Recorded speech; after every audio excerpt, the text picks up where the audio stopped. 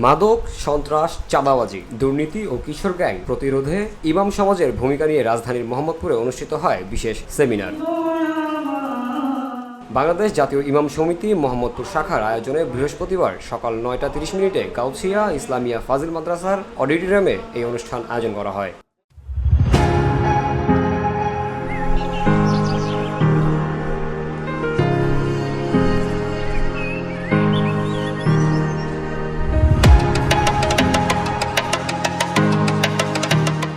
সেমিনারের প্রধান অতিথির বক্তব্যে বিএনপির চেয়ারপারসনের উপদেষ্টা এবং বীর মুক্তিযোদ্ধা আব্দুল সালাম বলেন, বিগত ১৭ বছর আওয়ামী লীগ মানুষের বিবেক, সততা, সচেতনতা, ঈমান, আকীদার ওপর আঘাত করেছে।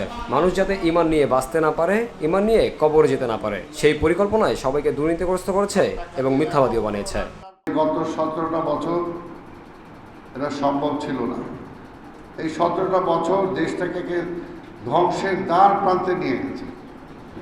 সবচেয়ে বড় যেটা যে মানুষের বিবেক, বুদ্ধি, সচেতনতা, ঈমান, আকীদা এটার উপর আঘাত করা হয়েছে। মানুষ যাতে ঈমান নিয়ে বসবাস করতে না পারে, ঈমান নিয়ে কবরে যেতে না পারে, সেটার জন্য সুচিন্তিতভাবে সবাইকে দুর্নীতিগ্রস্ত করেছে, সবাইকে মিথ্যাবাদী বানিয়েছে। মিথ্যা ছাড়া চাকরি হবে না এবং এক ব্যক্তির বয়ান করা ছাড়া ক্ষমতায় টিকে থাকা যাবে না।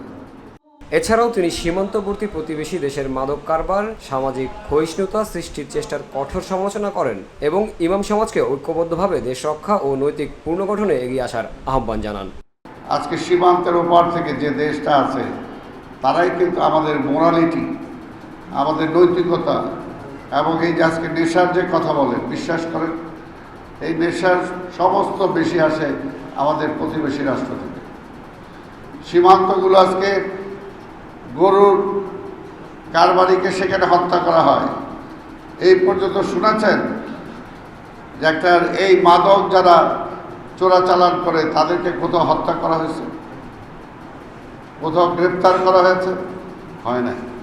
অথচ সব কিছু সীমান্ত থেকে কিন্তু আসতেছে আমাদের এখানে। এটা হলো অর্থাৎ তারা চায় যে এই দেশের মানুষগুলো নষ্ট হয়ে যাক, তার বিবেক, বুদ্ধি, তার সচেতনতা সব নষ্ট হয়ে যায়, ধ্বংস হয়ে যায়। এটার জন্য যেহেতু আমরা জানি এটা কে পারে, আলেমরা পারে, ইসলামী চিন্তাবিদরা পারে। বৃহস্পতিবার সকালে মোহাম্মদপুর গাউছিয়া ইসলামিয়া ফাজিল মাদ্রাসার মিলনায়তনে আয়োজিত অনুষ্ঠানে তিনি কথা বলেন। সেমিনারে সভাপতিত্ব করেন বাংলাদেশ জাতীয় ইমাম সমিতির সভাপতি হযরত মাওলানা কাজী আবু হুরায়রা। এছাড়াও অনুষ্ঠানে অংশ নেয় advocate Mohammad Akhtaruzzaman, alpha star ফাউন্ডেশনের চেয়ারম্যান মোহাম্মদ কামরুল হাসান সহ জাতীয় ইমাম সমিতির সদস্যবৃন্দরা। সামাজিক অবক্ষয়ের বিরুদ্ধে ইমাম সমাজকে এগিয়ে আসার এই ধারা ভবিষ্যতে আরও জোরদার হবে বলেই আশা প্রকাশ করেছেন অনেকেই। জামিল হোসেন, ভিওডি বাংলা, ঢাকা।